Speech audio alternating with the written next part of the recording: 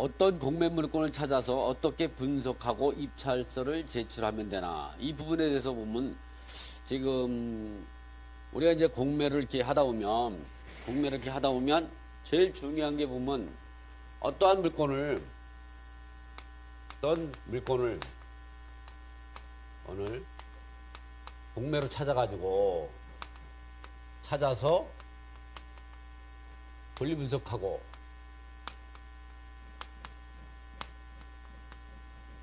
입찰에 참여해야만이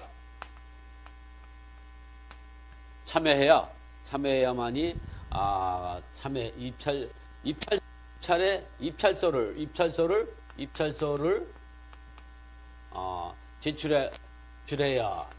제출해야 하나. 이러한 제목 갖고 이제 그 50분 동안 제가 방송을 해보려고 하는데요. 그래서 우리가 이러한 돈이 되는 물건 같은 거와 그리고 이제 그 어떠한 물건이 돈이 되는가, 그리고 그런 물건을 어떻게 분석하고 입찰서를 어떻게 제출하느냐 부분에 대해서 제가 이제 그 여러분에게 한번 이 그 강단에 나가서 여기선 칠판이 작죠. 그러나 제가 넓은 칠판에서 여러분에게 한번 이제 그 강의를 해보겠습니다. 자.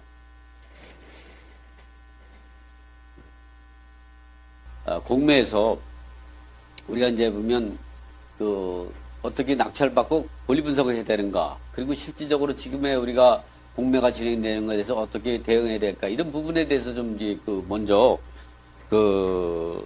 분석해보고 그다음에 여러분에게 이제 설명을 좀 해보죠. 일단 처음부터는 이제 계급장을 띄고 여러분이 이제 보듯이 내가 이제 그동안 최근에 낙찰받았던 것들 여러분한테 설명해주고, 그리고 우리가 공매 투자를 어떻게 되는가. 요즘 공매도 이제 과거 한 10년 전 이때에 공매했던 그때하고 지금은 상황이 많이 바뀌죠. 전에 같은 한 10년 전에 어떻게 했냐면 현장 공매했죠. 지금은 이제 현장 공매하는 거는 이제 우리가 쉽게 할 수 있는 신탁 공매 정도만 있는데, 신탁 공매도 대개 한 10억 이하인 경우는 이제 온미디에서 진행되죠. 지금 방송이 되나 한번 좀 체크 좀 해주실래요? 왜 그러냐면 얘기 한참 하다 보면 혼자서 얘기하고 이 방송 녹음이 안 되면 인터넷으로 송화하시는 분들이 좀 억울해 하겠죠. 그리고 이제는 이게 녹음이 좀 덜 된다고 해도 녹화까지 같이 하고 있으니까 그런 부분은 좀 없지만, 여러분들이 보면 이게 공매로 해서 지금 이제 과거같이 10년 전에 또는 20년 전에 하던 식으로 공매를 하면 안 돼요. 그 당시에는 공매를 하는 사람이 없었지만 지금은 공매를 하는 사람이 많이 늘었죠. 여러분들이 한테 제가 이제 추천해 싶은 건 뭐냐면, 그렇다고 여러분들이 이 아파트를 사가지고 투자하면 큰 돈이 들어가고, 돈이 있는 분들은 이제 아파트 사도 되는데, 그런 부분들을 이제 투자하는 것도 좋지만, 이왕이면 적은 돈으로 투자할 수 있는 부분들이 뭐냐면은 이렇게 지분 공매 같은 경우가 이제는 우리가 이제 여러분이 어느 정도 공매로 해서 돈을 버는 사람들은 이 특수물건을 하면 이 특수물건이라고 해가지고 여러분이 대단하다고 생각하죠? 내가 정의하는 특수물건은 그런 것 같아요. 어떤 거냐면 제일 내가 좋아하는 게 지분경매. 지분경매 또는 지분공매. 왜 이런 게 좋으냐면, 또는 이제 법정지상권.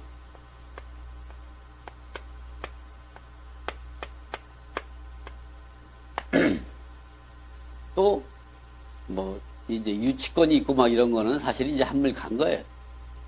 유치권 갖고 특수물건이라고 얘기하기엔 어쨌든 그러니까 그게 선순위 임차에 있는 것. 그리고 이 선순위 가등기 있죠. 가등기나 선순위 가처분.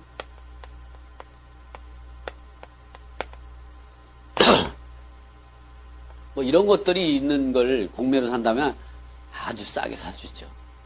아주 싸게 살 수 있어요. 잘 나온다고요? 땡큐.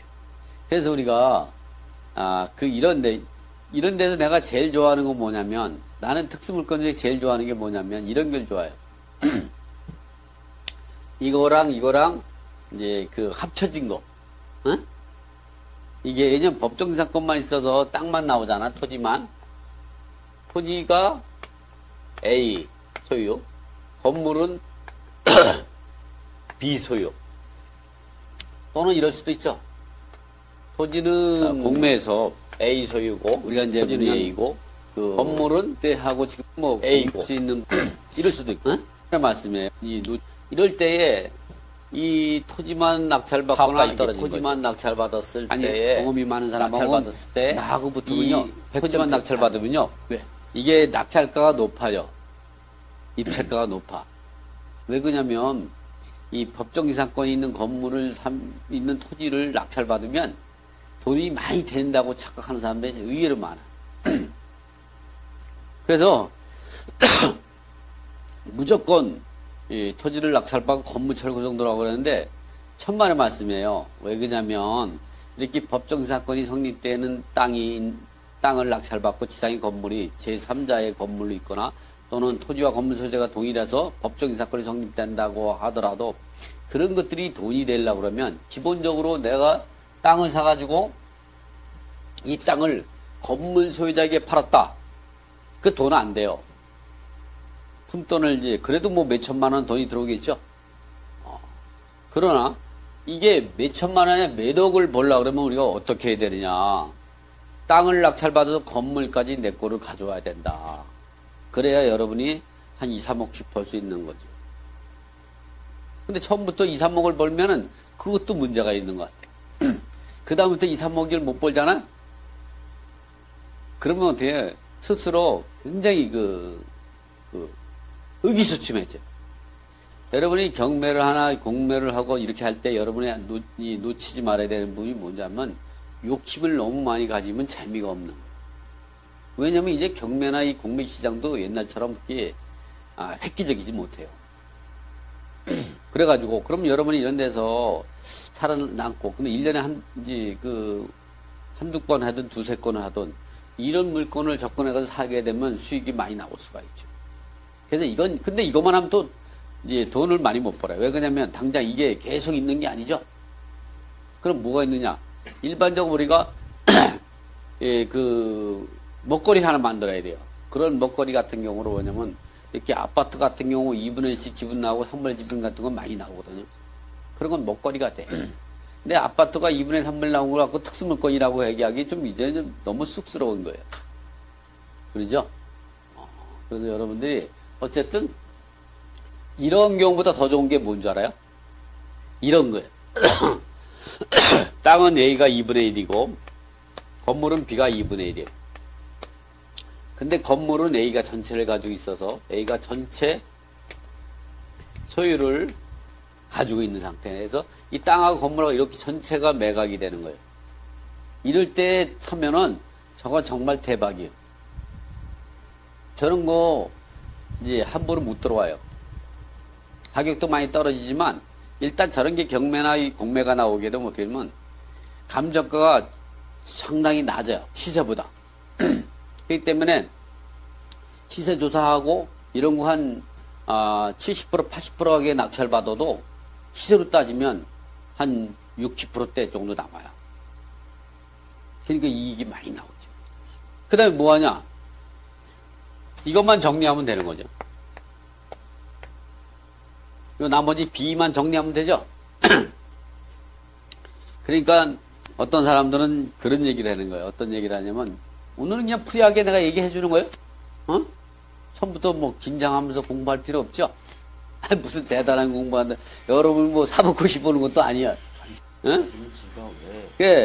사실 여러분이 할 때 앞으로 어떻게 공매나 경매, 특히 공매로 할 때 이런 걸 투자하면 싸게 살 수 있어요. 경매보다 더 권리 분석이 좀 감춰진 게 많기 때문에 그렇죠. 이럴 때 이거를 낙찰받고 이걸 할 때 해결책은 근데 그러면 이거를 왜 경매를 하는 애들이 이걸 왜 낙찰 못 받는 이거를 왜 낙찰을 높은 가격으로 이거 경매도 그래요. 경매가 나와도 비싸게 낙찰 못 받아. 특히 공매는 더 문자죠. 그러니까 저거를 왜 비싸게 낙찰을 못 받느냐. 왜 그럴 것 같아요? 응? 왜? 내가 하나 궁금한 게 하나 있는데 내 지휘봉이 없어졌네. 그래서 왜 우리가 그 낙찰을 왜 못 받겠어요, 이거를? 왜 못 받을까요? 왜 못 받는 줄 알아요? 이 뜬소문이 많이 나와서 그래. 이렇게 되면 이게 건물이 법정 사건이 성립되지 않을 가능성이 높죠? 어? 그러면 얘가 건물 철거 소송 들어간단 말이죠.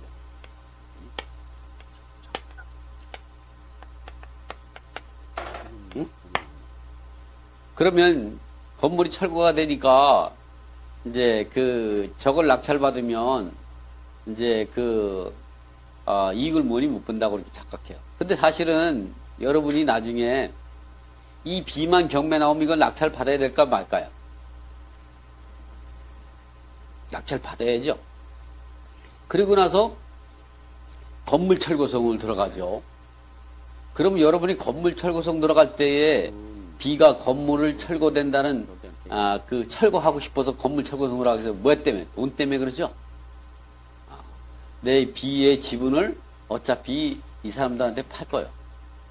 사실 이거 건물 철거성 들어가잖아요. 그럼 법원이 건물 철거 판결 내줄 것 같아요? 내줄 확률이 50%, 50%도 안, 50%. 이 철거 판결해주는 이 판사는요, 제정신이 아니지. 사실은 이런 얘기 하지만 방송만 안 하면 더 이제 험한 얘기도 할 수 있는데, 뭘 못하는데, 못하는 거야, 이게.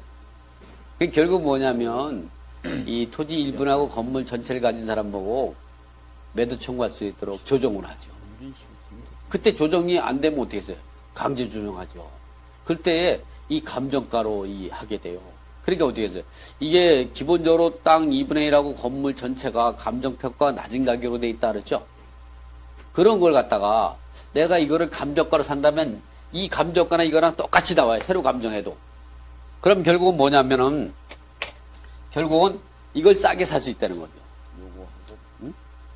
근데 내가 이거를 낙찰받아서 건물 철거성 들어가면 나는 이걸 비싸게 팔아야죠.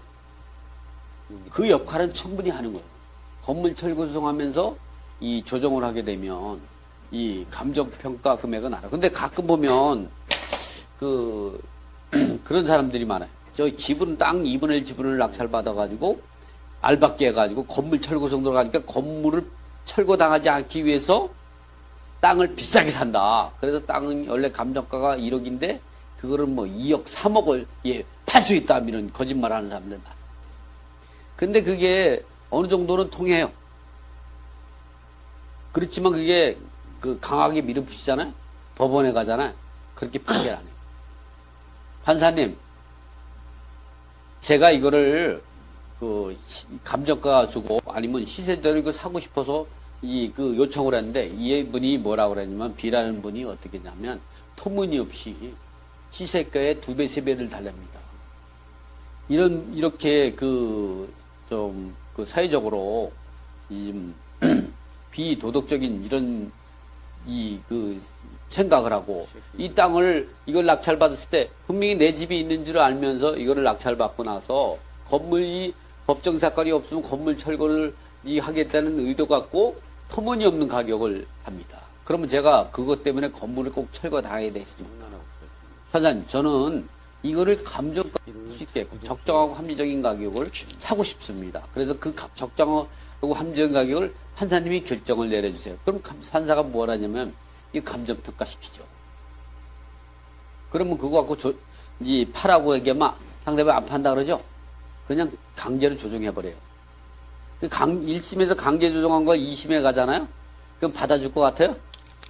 2심 똑같은 결론 나와. 대법원 가면 바뀔 것 같아요? 재판에서 2심에서 결론이 났는데 1심에서 결론 난 걸 2심에서 바뀔 확률이 굉장히 낮은 거예요. 10%도 안 돼요. 여러분은 2심에서 이긴 재판을 2심에서 패소하고 막 이런 거 많이 보죠. 이거 신문에서. 그거는 10건에 1건도 안 되는 거예요. 10건에 1건이 뭡니까? 2심에서 패소해서 2심에서 이길 확률은 상당히 적어요. 10%도 안 되는 거예요. 그러니까 2심에서 그렇게 조정하면 결국 뭐냐면 이렇게 알바 깬 사람이 손해를 봐요. 제가 우스갯소리 한마디 할까요? 이게 여러분이 이런 건 저는 상담을 많이 해주니까 이런 얘기를 많이 듣죠. 여러분이 알바끼를 할 때 적당히 해라는 거예요. 한 번은 어떻게 되냐면 이렇게 이제 뒤에 땅이 있어요. 뒤에 땅 있는 사람이 뒤에도 도로가 있어. 이렇게 차가 다닐 수 있어요. 근데 이 사람이 앞에 땅이 이렇게 있는데 여기서 한 10분의 1 지분을 산 거예요. 이 10분의 9는 이 기존에 있는 사람이 가지고 있고 A가 가지고 있는데 B는 요 땅에. 근데 이 사람이 여기다가 도로를 이렇게 내달라면 내주죠. 도로 이렇게 내는 게 아니라 이렇게 내달라는 게 이렇게. 이렇게 안 내면은 협의 안 하겠다는 거예요. 그러니까 이 사람이 A가 어떻게 하냐면 한 시세의 130% 준다 그랬어요. B가 거부했어요. 그래서 이거 최강석 변호사가 소송하고 그랬어요. 나는 B가 찾아와서 얘기했고, 이거는 최강석 변호사가 소송을 했고. 그래서 내가 이거를 그렇게 하면 안 된다. 여기서 협상을 해라. 130%에서 그냥 해라. 그랬더니 뭐냐면, 안 된다는 거예요. 이거 있잖아요. 어떻게 판결했는 줄 알아요? 감정가로. 감정가가 한 60% 정도밖에 안 됐어요. 이거에. 그래가지고 어떻게 했냐. 그때 와서 어떻게 했냐. 판사가 이렇게 밀어붙이는데 어떻게 할게요. 판사는 소통령이라고 하죠. 여러분 대통령 얘기 들어봤죠? 현직 대통령이 문재인 대통령이죠. 아주 훌륭하신 분이야. 그러죠? 저는 거짓말 할 줄 모르는 사람이야. 있는 그대로 훌륭하신 분이야. 근데 왜 안 믿는 듯이야? 그렇지. 이 소통령이에요. 판사는. 지금 언론에 나와서 법 판사님들이 밀리고 있죠? 어? 그건 빙상의 일각이요.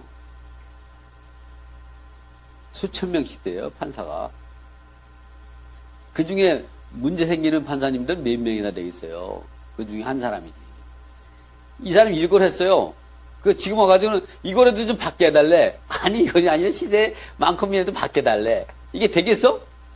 B가요, A가 기가 살아가지고 터무니없는 소리 좀 할래. 터무니없는 소리 좀 할래. 여러분, 이 강아지 보죠? 어? 강아지 있잖아요. 개 있죠, 개. 응? 개가 사람 한번 물면 계속 물어요. 피 맛을 보면. 이게 보잖아요. 그래서 여러분 할 때는 이게 알바끼리 적당히 줄 때 빨리 받아야 돼. 그래서 이런 걸 할 때는 시세 정도, 시세가 100%죠? 100%가. 시세에 130% 정도 준다 그러면 얼른 팔아야 되는 거예요, 이거. 여러분이 이걸 낙찰받을 때는 감정가가 시세보다 훨씬 낮으니까. 왜냐면 그동안에 거래된 게 없었으니까. 이 시세보다 낮을 수밖에. 이럴 때 시세를 준다든가 이 감정가, 이럴 때는 감정가가 보면은 시세의 한 70% 정도밖에 안 돼요. 그럼 이거 아니라 이거 준다든가 이거 준다 할 때는 팔아야 돼. 그리고 입찰 들어갈 때 아예 그렇게 한다. 여러분은 어떻게 했어요? 이런 게 나온다. 이렇게 나온다? 그럴 때는 이거를 싸게는 감정가, 비싸게는 시세 주고 사겠다 생각하면 마음이 편한 거예요. 그리고 이게 안 되면 어떻게 하냐. 그리고 여러분이 이 B2분의 1 지분을 낙찰받을 수가 있죠?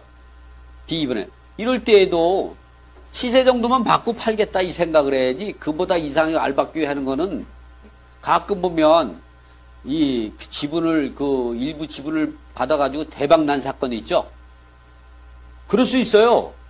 근데 대부분이 이 90%는